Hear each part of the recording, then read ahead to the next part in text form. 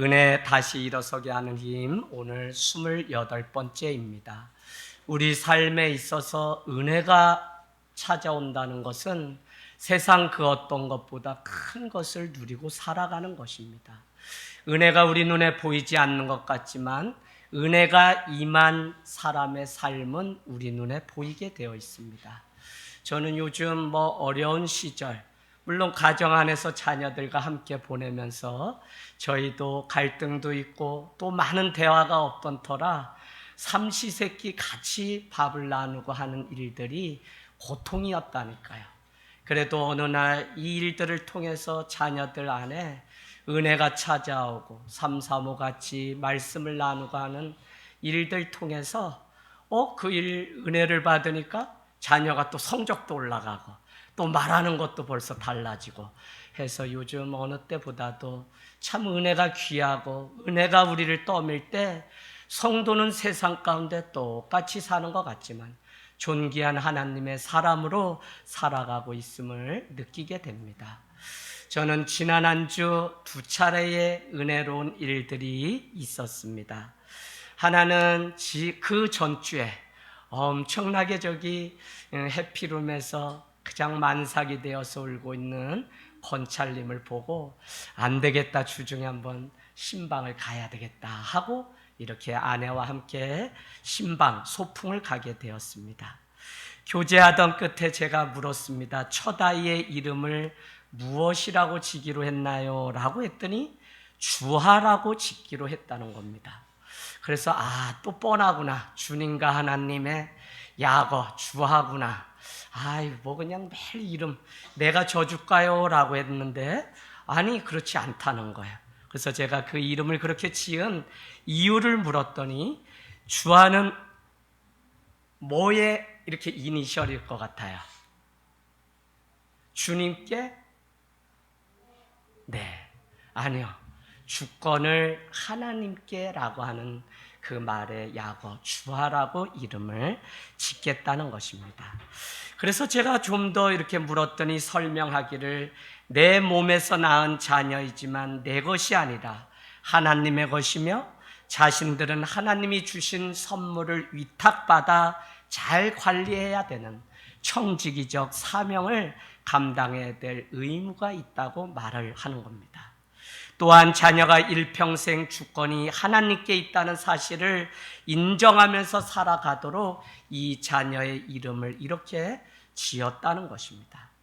저는 그 모습을 보면서 젊지만 인생의 주권이 하나님께 있으며 우리 인생의 주인은 오직 하나님이심을 인정하는 그 부모의 고백이 얼마나 은혜가 되었는지 모릅니다. 그런가 하면 어제 44세에 안수받고 뒤늦게 목사가 되어 교회를 개척하신 지 28년 만에 교회 입당 예배를 드리는 선배 목사님의 삶이 은혜였습니다. 목사님은 아무것도 없는 화성 한 골짜기에 그냥 교회를 개척하게 되셨고 놀라운 것은 올해 72세인데 드디어 입당 예배를 드리게 된 것입니다. 토지를 매입해서 벽돌 한 장 한 장 올리기 시작한 지 14년 만에 내가 목회를 마치고 이제 그만두기 전에 주님 앞에 성전을 예배당을 봉헌하고 싶은 그 열망 때문에 14년 동안 건물을 짓기 시작해서 어제 드디어 노예가 주관하여 작은 입당 예배를 드리게 된 것입니다. 저라면 다른 사람들 같으면 벌써 포기하고 더구나 사람들이 다 도회지로 나가서 한때는 40명, 50명 모이던 교회가 이제는 9명 데리고서 그 일들을 했다는 것이 얼마나 놀라운 기적인지 모릅니다. 더 놀라운 것은 자신은 일평생 사도 바울과 같이 씨를 뿌렸을 뿐 아볼로와 같이 물을 줄 후임자가 잘 세워질 수 있도록 여러분 기도해달라고 하는 그 기도 제목을 들었습니다. 빈손으로 왔으니 빈손으로 가시겠다고 하는 고백이겠죠.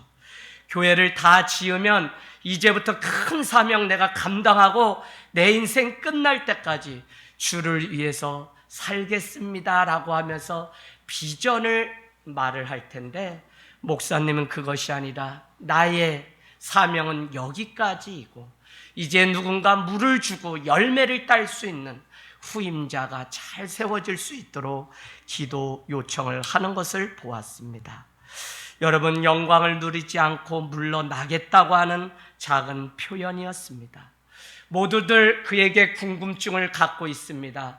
어떻게 교회를 14년 동안 지어서 비로소 완성할 수 있습니까? 1층을 다 짓고 1층에서 예배드리고 2층을 또 지어서 본당이 이렇게 예배당이 짓기까지 14년 동안, 여러분 보통 몇 개월 만에 다 마치고 입당 예배를 드리기 마련인데, 목사님은 그냥 벽돌 한 장값이 모이거나 어디서 누가 물어다 주면 그때 그냥 또 판넬을 사다가 하나하나 하면서 14년의 시간, 44세에 안수받고 72세에 이 일을 이제 마치게 된 것입니다. 사람들이 묻습니다. 어떻게 9명뿐이 없는데 그 일들을 그렇게 할 수 있습니까? 라고 물었습니다.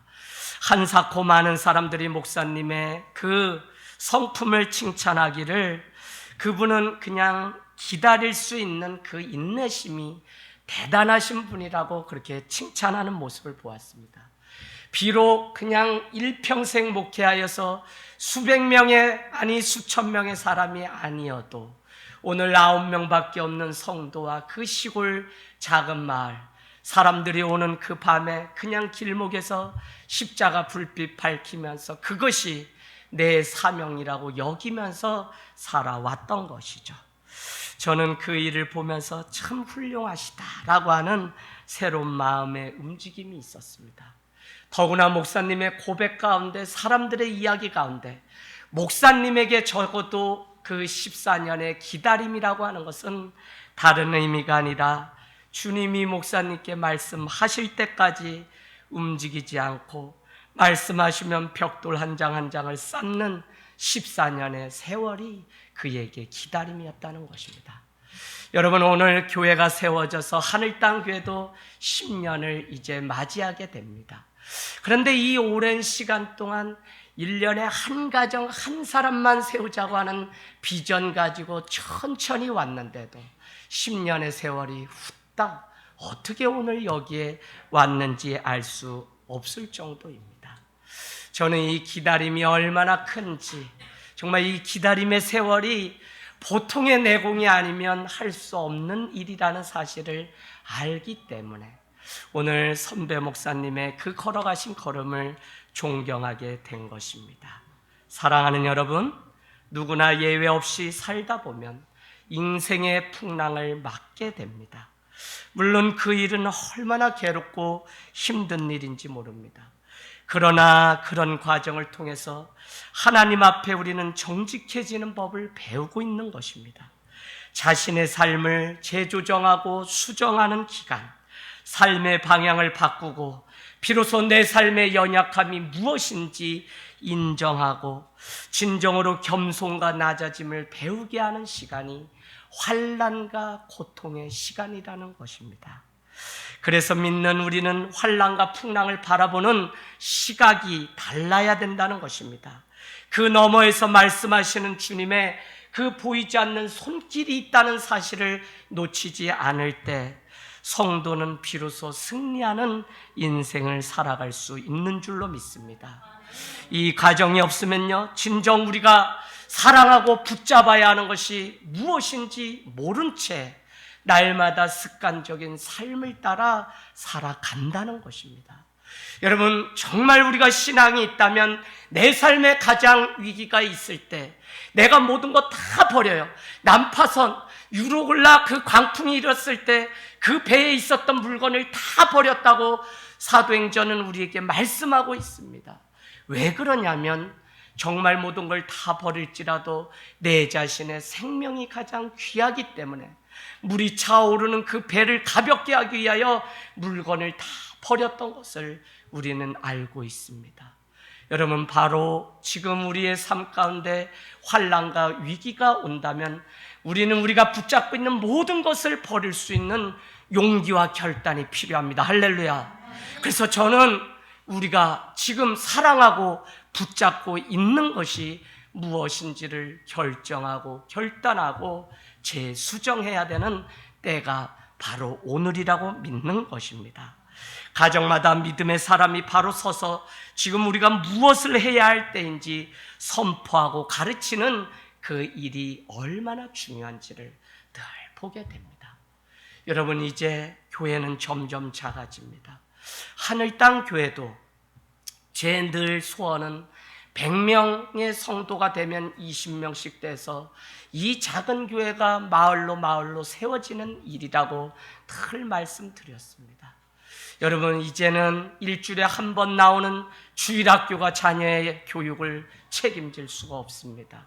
코로나19를 겪고 보니까 자녀의 그 교육, 예배의 일상은 내 삶의 자리에서 날마다 일어나야 되며, 가장 훌륭한 교사는 교회에 있는 목사나 전도사가 아니라 바로 날마다 얼굴을 맞이하며 한 이불을 덮고 사는 아버지, 어머니가 가장 중요한 교사가 될 때 그 가정은 어떤 상황 속에서도 흔들리지 않고 주님을 바라볼 수 있는 것입니다. 저는 20년 동안 죽음과 싸워온 인생입니다. 저 자신이 늘 어려운 가운데 군대 전역을 앞두고 강릉 잠수함 사건으로 인해서 향로봉 고지에서 총격전을 벌이다 동료 병사 2명을 잃고 9명을 소탕하는 일들이 있었습니다. 물론 군생활 하루 더 하고 너무 억울해서 유공자가 되는 줄 알고 제가 그냥 가도 되나요 했죠. 그랬더니 뭘 쥐어주는 줄 알았죠. 그랬더니 일단 그냥 전역해서 집에 가면 소식이 있을 거라고 했는데 지금까지 아무런 소식이 없습니다. 저는 계속 기다리고 있는 겁니다. 그때 여러분, 전역해서 4개월을 그냥 그 죽음과 악몽 가운데 사투를 벌였던 사회 적응 기간이 있었습니다. 그런가 하면 목회를 하다 교회 갈등으로 인해서 협심증이 찾아와 또 작은 수술을 하는 과정도 있었습니다. 첫 아이를 출산 하루 앞두고 잃었습니다. 막내 동생을 최근에 암으로 잃었습니다. 부모 형제가 작고 큰 암투병, 그때마다 뒷바라지를 해왔습니다. 목회도 그냥 한 것이 아니라 하늘 땅 교회는 늘 아픈 환우들이 많은 교회입니다. 여러분이 몰라서 그렇지 주중에 나오시는 분들 중에 아파서 하늘 땅 교회 가면 완치된다는 소문 듣고 오시는 외부 사람들도 있습니다. 그런가 하면 1년에 54명을 장례 집례할 정도로 하나님의 특별한 인도하심과 훈련이 저에게 있었습니다. 제가 오늘 이 말씀을 드리는 이유는 이런 과정을 통해서 하나님을 더욱 신뢰하게 되었고 하나님을 전적으로 더욱 믿게 되었다는 것입니다. 여러분, 우리의 가정 안에 계속적으로 안 좋은 일이 제가 교회를 다니면서 발생할 때마다 연속적인 그 일 가운데 지칠 뿐만 아니라 더 저를 괴롭게 하는 것은 두려움이 찾아오는 것입니다. 많은 자들은 우리 가정을 알고 차라리 신내림을 받고 구슬하는 편이 낫지 않냐고 유혹을 하는 사람들도 있었습니다. 그런데요, 저는 그때마다 하나님 앞에 기도하면서 선포했습니다. 반드시 이 가문에 찾아온 죽음과 싸워서, 이 하늘 땅 교회에 찾아온 죽음과 싸워서 승리를 맛볼 수 있다고 믿었던 것입니다. 누군가의 선포가 있었기 때문에 어둠에 갇혀서 두려움에 빠진 부모 형제들이 일어나 다시 소망이신 주님을 바라보게 되는 과정을 보았습니다. 지금 우리 역시 세상 가운데 여전히 소망이신 주님이 인도해 주심을 믿는 믿음이 필요한 때입니다. 누군가는 믿음으로 외치고 주께 돌아오기를 갈망하는 시간이 바로 지금입니다. 그 한 사람의 믿음 있는 자를 주님은 세월이 바뀌고 주님의 마지막 때가 가까울수록 더 우리 가운데 찾고 계시다는 사실을 잊지 않게 되기를 원합니다. 사랑하는 여러분, 살다 보면 상황을 통제할 수 없는 일들이 얼마든지 생깁니다. 코로나19가 무서운 것이 아니라 제가 20년 동안 당했던 그 환난이 저를 늘 두렵게 만들었습니다. 병원을 들지 않은 애가 한 해도 없었습니다. 여러분, 그때마다 불안이 찾아오고 죄책감이 찾아오고 압박감이 결국 부정적인 생각을 낳게 만드는 것을 경험했습니다. 이렇게 살다가 내가 차라리 죽겠다는 것이죠. 그래서 아무것도 하지 않고 철저히 자기 자신을 더 숨기려고 하는 때도 있었습니다. 저는 여러분이 지난주 긴급 기도를 해주셨지만 고향 후배를 잃었습니다. 29의 신학교를 편입해서 갔더니 어디서 본 친구가 그 학교에 먼저 와서 선배로 있는 것입니다. 그래서 어떻게 왔는지 물었더니 안흥 성결교회에 핍박 가운데 다니고 신학교에 오게 된 것입니다. 그런데 여러분, 지난주에 선교사님은 캄보디아 선교사인데 10년 넘도록 그곳에 가서 선교를 하다가 이렇게 해서 세상이 바뀌지 않음을 알고 그는 학교 교육 사역을 위해서 기도하다 한국에서 누군가가 이렇게 도와주고 건물을 줘줘서 비로소 이제 교육 선교를 시작하게 되었습니다. 그래서 이사를 기쁘게 하던 끝에 그만 물건을 끌어안고 3층에서 발을 헛디뎌 2층으로 떨어졌는데 손도 써보지 못하고 하나님의 품에 안기게 된 것입니다. 처음에는 너무 고향에 그래도 목회자가 있고 고향에 그래도 함께했던 후배가 있다는 것이 자랑스럽고 그랬는데 그러고 보니까 원망이 되기 시작하는 것입니다. 어떻게 평생을 하나님을 위해서 참고자 살고자 했는데 이렇게 드디어 준비된 그 교실 한번 들어가 보지 못하고 47살에 타국에서 죽게 되었단 말인가. 그때 하나님이 저에게 주신 말씀이 에레미야 애가 3장 25절 26절입니다. 여러분 한번 보세요. 에레미야 애가 3장 25절 26절 구약입니다. 에레미야 애가 3장 25절 26절 같이 읽도록 하겠습니다. 에레미야 애가 3장 25절 26절 시작. 기다리는 자들에게나 구하는 영혼들에게 여호와는 선하시도다. 사람이 여호와의 구원을 바라고 잠잠히 기다림이 좋도다. 아멘. 그냥 새벽에 나와서 조용히 기도하는데 하나님이 제 안에 평안으로 평강으로 바꾸시는 겁니다. 이 말씀을 묵상하면서 잠잠히 기다리게 되었습니다. 그때 주신 마음이 하나님은 반드시 좋은 것을 주시는데 그것이 구원이라는 것입니다. 구원은 우리가 육신적으로 이 땅의 삶을 마치고 죽는 날 하나님 품에 안기는 영혼 육의 구원이 있는가 하면 이 땅 가운데 고비고비마다 힘든 과정을 주님의 은혜로 넘겨지는 패스오버의 구원이 날마다 우리 삶 가운데 있습니다. 열이 나서 다 죽게 되었던 아들이 그냥 몸을 다 벗겨놓고 찬물을 씻었던 그 아들이 새롭게 회복되어서 엄마하고 아빠하고 부른 그 은혜가 바로 구원입니다. 여러분, 다 죽게 되어서 아무 소망이 없던 내 인생에 하나님이 주신 꿈이 찾아와 다시 살만한 인생으로 바뀌고 다시 자녀가 공부할 이유를 찾는 이것도 작은 소망이라는 것입니다.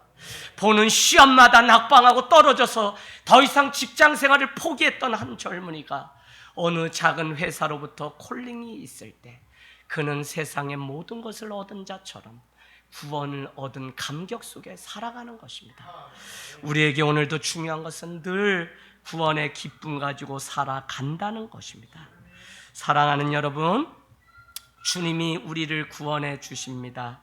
지금 하나님께 더 나아가서 그분의 발 앞에 엎드려 잠잠히 말씀하시는 그 음성을 듣고 있습니까? 지금 여러분의 삶은 하나님의 말씀 앞에 더더욱 가까이 나가서 위로와 소망을 얻고 살아가고 있습니까? 우리가 인생 살아가다 보면 풀리지 않는 수수께끼를 끌어안고 살아가는데 더욱이 주님을 만나고 나서 찾아오는 그 어려움이 내 인생 가운데 얼마나 어려운지 모르는데 제가 제 삶을 돌아보아도 나는 왜 주님 앞에 예수를 믿고 늘 더 형통함을 맛보며 살아가야 되는데 일어나는 많은 현실들은 무엇인가 보이지 않는 쇠밧줄이 내 몸을 어거해서 움직이지 못하도록 매듭을 짓고 살아가게 하는 것일까 하는 의문이 저에게 늘 있었다는 것입니다. 사랑하는 여러분, 그러나 이제서 알게 된 것은 내 몸에 힘을 빼고 잠잠히 하나님을 바라보는 그때에 주님의 구원이 내 삶 가운데 열리기 시작한다는 사실입니다. 내가 하나님의 은혜를 바라보면 하나님이 풀어주신다는 사실을 알게 되었습니다. 내가 수렁에 빠진 내 자신을 원망하고 탓하기보다 하나님의 보이지 않는 손길이 계획하심이 있다는 사실을 알게 되었을 때 여기서 오는 놀라운 구원의 그 치유와 감격이 이제는 나의 상처가 누군가를 끌어세우고 다시 하나님의 사람으로 일으켜 세울 수 있는 용기와 믿음, 확신이 내 안에 생기게 된 것입니다. 할렐루야. 사랑하는 여러분, 정말 홍해 앞에 놓인 이스라엘 백성들을 보십시오. 그들에게 주님은 말씀하십니다. 출애굽기 14장 13절 14절 모세가 백성에게 이르되 너희는 두려워하지 말고 가만히 서서 여호와께서 오늘 너희를 위하여 행하시는 구원을 보라. 너희가 오늘 본 사람들 애굽 사람들을 영원히 다시 보지 아니하리라. 여호와께서 너희를 위하여 싸우시리니 너희는 가만히 있을지니라. 아멘. 주님은 오히려 애굽 군사들이 쫓아오고 있는 이 상황 가운데 더 도망갈 수 없어서 홍해 앞에 놓인 그들에게 가만히 있으라고 한 것이 아니라는 사실입니다. 오히려 그때야말로 어떤 것도 의지하지 않은 채 주님께서 일하심을 보아야만 그 이스라엘 백성이 구원의 감격과 하나님의 은혜를 온전히 알고 가나안 그 땅에 들어갈 수 있기 때문에 우리도 살아가다 보면 정말 쇠양지가 궁지에 몰려서 더 이상 도망갈 수 없는 상황들이 우리 가운데 놓일 때가 있다는 것입니다. 저는 작게는 코로나19로 온 세상이 지금 이와 같은 위기 가운데 놓여서 더 이상 갈 곳도 없고 도망갈 곳도 없고 더 이상 아무 능력도 우리에게 없다는 고백을 할 수밖에 없는 것을 보게 됩니다. 그러나 중요한 것은 가만히 있어 하나님이 우리를 구원하시는 그 은혜를 봐야 할 때라는 것입니다. 지금 여러분은 여러분이 있어야 할 자리에 가만히 계십니까? 혹시 자신의 방법으로 그냥 숨어버리거나 더 이상 하나님의 말씀 없이 살아가고 있지 않습니까?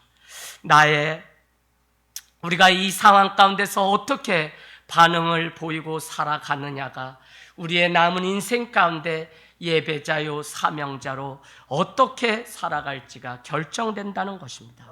우리는 고난의 바람이 불 때 어떻게 반응해야 하느냐가 결국 내 인생의 미래라고 하는 사실을 놓치지 않게 되기를 원합니다.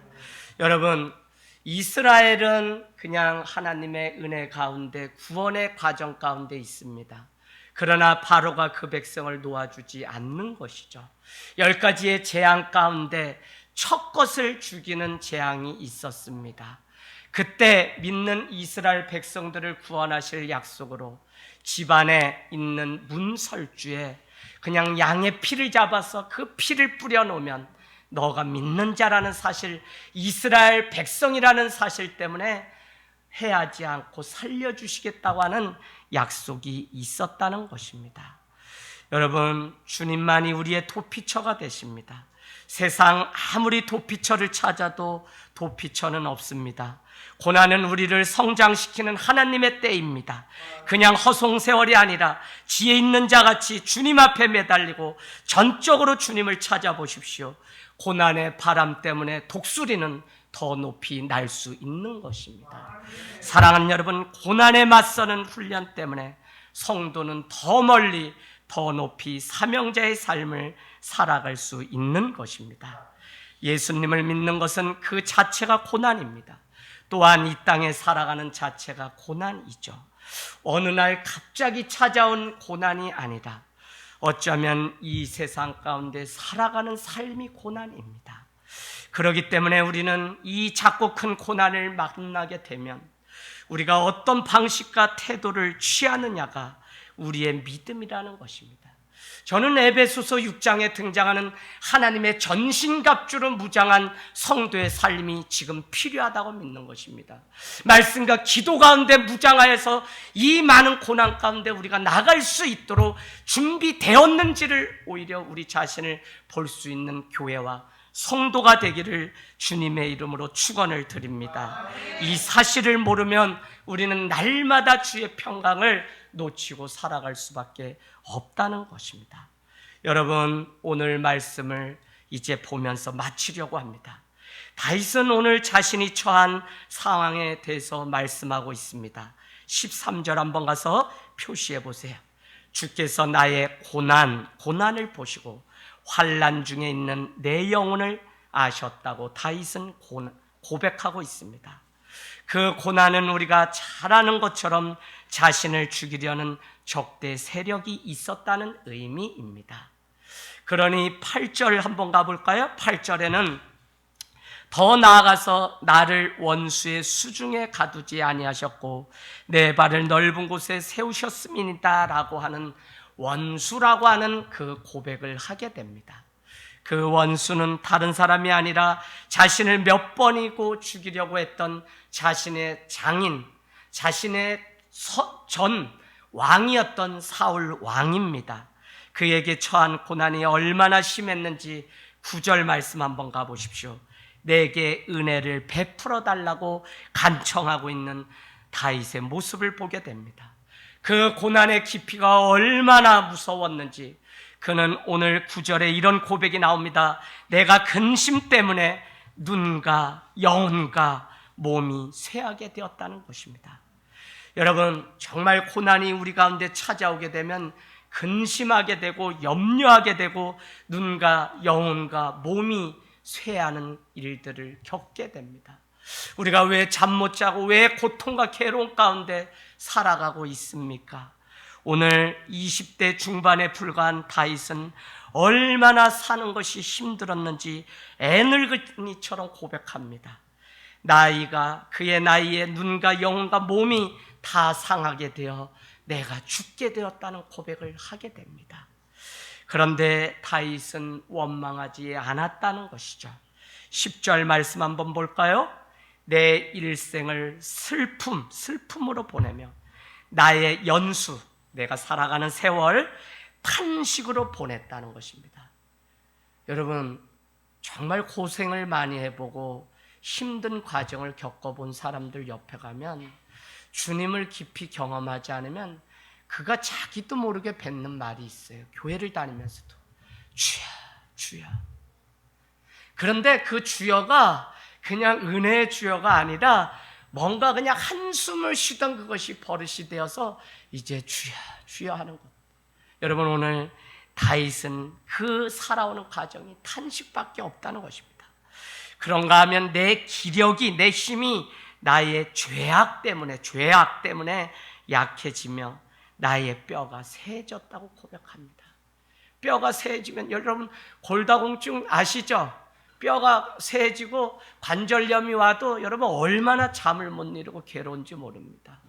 오늘 다윗의 이 고백이 정말 그 삶이 얼마나 힘들었는지를 우리에게, 그러니 결론은 무엇이냐면 이렇게 사느니 차라리 죽는 게 낫다는 고백인 동시에 나에게 아무런 살 소망이 다 끊어져서 살 소망이 사도 바울이 고린도서 1장 17절에 말한 같이 더 이상 소망이 보이지 않는다고 고백하는 것과 똑같다는 것입니다. 여러분, 그냥 주여 주여 탄식하며 사는 것이죠. 잠언서 17장 여러분 22절에도 심령의 근심은 뼈를 마르게 한다고 말씀하고 있습니다. 심령의 근심은 뼈를 마르게 한다. 여러분, 마른 뼈가 주님의 은혜를 경험하게 되면 하나님의 놀라운 군대가 된다고 에스겔 선지자는 고백하고 있는데 마른 뼈면 거기에 아무 생기가 없는 것입니다. 그 뼈가 다 쇠하게 되었다는 것입니다. 여러분, 혹시 이런 경험 있어요? 내가 살아도 사는 게 아니고 뭘 먹어도 맛있는 줄 모르고 내가 누굴 만나도 기쁘질 않고 자식이 큰 좋은 일 승진해도 더 이상 나에게는 아무 기쁨이 되지 않는 것. 인생 황혼에 찾아오는 이런 위기가 누구에게나 있다는 것입니다. 그래서 파스칼과 어거스틴은 하나님으로만 채워야 채워지는 인간 안에 작은 공간이 누구에게나 있다는 것입니다. 저는 그것 때문에 무너지고 그것 때문에 인생을 빼앗기는 많은 사람들의 모습을 보았습니다. 사랑하는 여러분, 오늘 주님 앞에 잠잠히 기다리십시오. 내가 살겠다고 힘을 쓰면 더욱 우리는 쇠약해집니다. 마르게 됩니다. 저는 목회자로서 여러 가지 생각이 현재 있지만 제가 할 수 있는 것은 무엇을 하는 것이 아니라 주님의 신실하심을 믿고 신뢰하고 성도를 더욱 사랑함으로 중보하고 기다리는 것 외에는 할 수 있는 것이 없다는 것입니다. 개인적으로 기다림의 영성을 배우고 있는 시간입니다. 그리고 주님이 주신 은혜로만 살기를 갈망하는 어느 때보다도 목회자로 안수를 받고 살아가는 생애 가운데 한 날을 잘라서 내가 다시 한번 목회자로 주님 앞에 세워지는, 내가 왜 오늘 이곳에 있는지, 내가 왜 목회자가 되고 개척 목회라고 하늘 땅교회 주님이 불러주셨는지 다시 한번 묻는 과정의 시간들을 잘 보내고 있습니다. 사랑하는 여러분, 누군가 말하더라고요. 어떻게 어제 입당 예배를 드린 그 성도는 9명 뿐인데 교회 건축을 할 수 있냐고요. 그랬더니 목사님 한 분이 축사하시기를 농구 선수 9명이면 올림픽에 나가서 금메달을 따고 영광을 누릴 수 있는 숫자입니다. 몇 사람의 믿음의 사람이 있는지가, 준비되었는지가 중요하지 점점 더 갈수록 숫자에 연연하지 마십시오라고 오히려 그 교회를 칭찬하는 모습을 보았습니다. 적어서 못하는 것이 아니라는 이야기입니다. 우리가 어떻게 믿고 바라보느냐가 불가능도 가능으로 바꾸고 도리어 하나님의 능력을 바라보게 된다는 것이죠. 11절 말씀 보겠습니다. 내가 모든 대적들 때문에 욕을 당하고, 능욕을 당하는 거죠. 내 이웃에게서 심히 당하니, 이웃도 이제는 다윗을 심히 원망하고 능욕합니다. 지금도 어려운데 원수뿐만 아니라 이웃에게도 당하는 수치가 있다는 것이죠. 여러분, 오해가 생기고 거짓 소문이 나에 대해서 생긴다고 한번 생각해 보세요. 이 억울함을 해결하기 위해서 마을로 들어가서 사람들에게 나의 진실을 말한다고 해서 그것이 다 해명될 수 있을까요? 우리는 억울함이 있어도 하나님 앞에 나와서 잠잠히 주님을 바라보아야 되는 때입니다. 우리 그리스도인이, 성숙한 그리스도인이 되어야만 작은 풍랑에도 무너지지 않는다는 것입니다. 진짜 믿음으로 사는 그리스도인만이 온전히 주님의 구원을 볼 수 있는 것입니다. 11절 보십시오.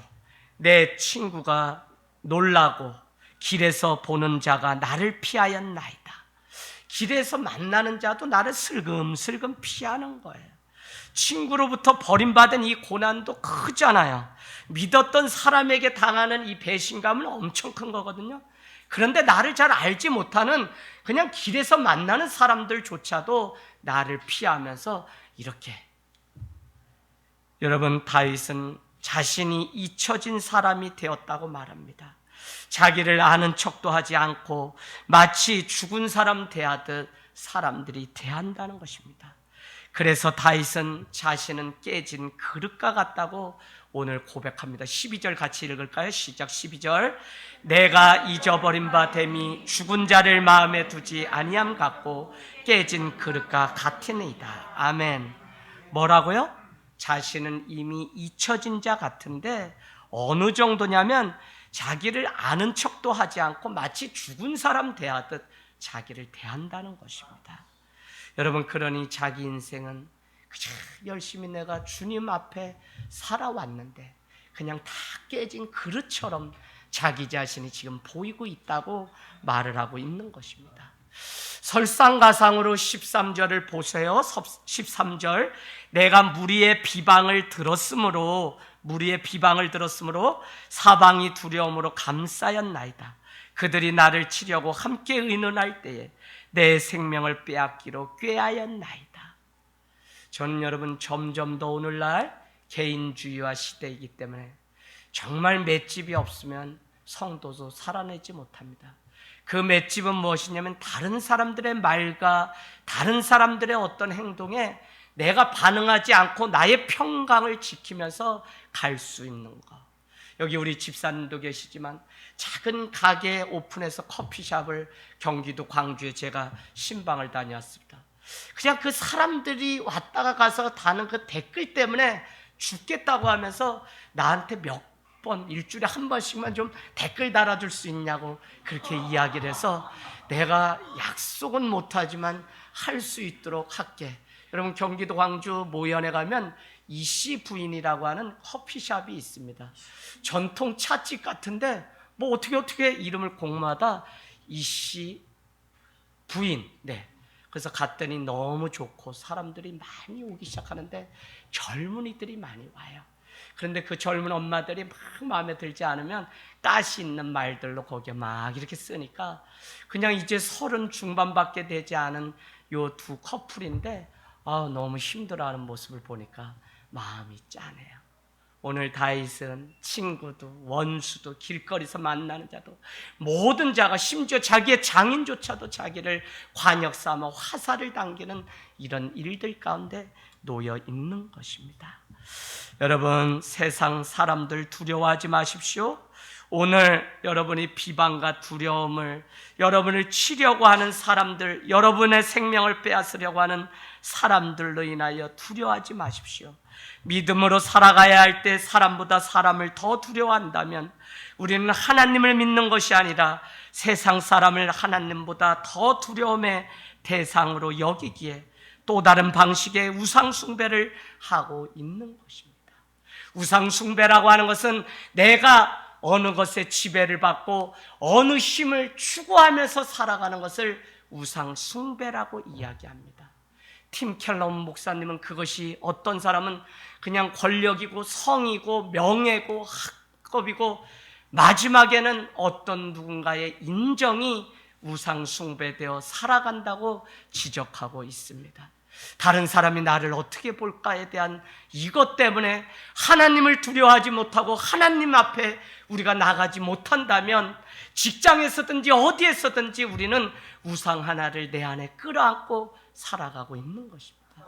여러분이 무엇을 하든지 지금 내 삶을 철저히 돌아보고 바라볼 때 여러분이 하나님만을 의지하는, 그래서 4대 교회가 살았다 함의 이름을 가졌으나 죽은 자라고 하는 책망을 들었던 그 일을 당하지 않는 우리의 삶이 되기를 원합니다. 여러분, 14절에서 17절 반전이 일어납니다. 다윗은 고백합니다. 여호와여, 그러할지라도 나는 주께 의지하고 말하기를 주는 내 하나님이라 하였나이다. 나의 앞날이 주의 손에만 있사오니 내 원수들과 나를 핍박하는 자들의 손에서 나를 건져주소서. 주의 얼굴을 주의 종에게 비추시고 주의 사랑하심으로 나를 구원하소서. 여호와여, 내가 주를 불렀사오니 나를 부끄럽게 하지 마시고 악인들을 부끄럽게 하사 수올 지옥에서 잠잠하게 하소서. 인생의 비바람이 불어오면 한 사람이 무너져서 가정이 다 무너집니다.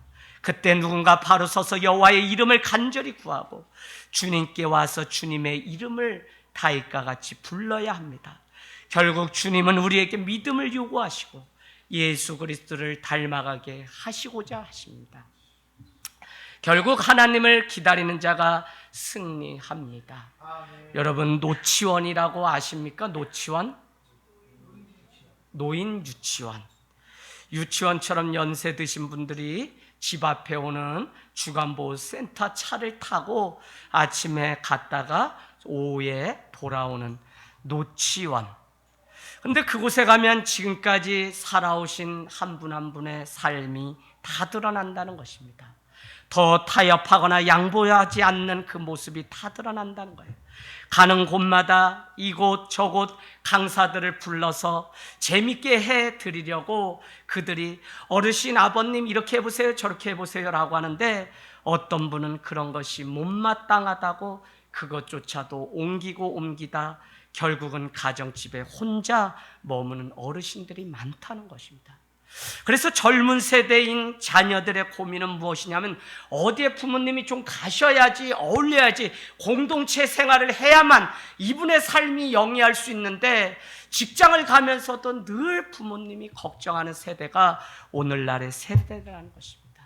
내가 일평생 양심껏 살았는데 이제 와서 내가 예수를 믿고 뭘 바꾸라고 그렇게 하냐고 따져 묻는 분들도 얼마든지 보았습니다. 자신의 완벽함을 믿고 평생 살게 다른 사람을 도리어 불편하게 만드는 인생을 보았습니다. 결국 가는 곳마다 마음에 들지 않아 집에 혼자 계신 한 분의 그 이야기를 뉴스에서 들으면서 얼마나 씁쓸한지, 결국 대한민국이 자랑했던 상부상조, 양보와 같은 좋은 전통이 이제는 더 이상 보이지 않는 때에 놓여 있는 것을 보게 됩니다. 여러분, 공동체로 나오십시오. 그리고 결국 예수를, 이 고난과 환난을 통해 자신의 무기력하고 무능함을 다 드러내고 인정하셔서 예수의 옷으로 갈아입으셔야만 합니다. 그것이 될 때 우리는 혼자가 아니라 함께하는 법을 통해서, 나를 통해 주님의 그리스도의 편지와 향기가 세상 가운데 전해지는 아름다운 일들이 있는 줄로 믿습니다. 승리하는 여러분의 삶이 되기를 주님의 이름으로 축복합니다. 아멘, 아멘.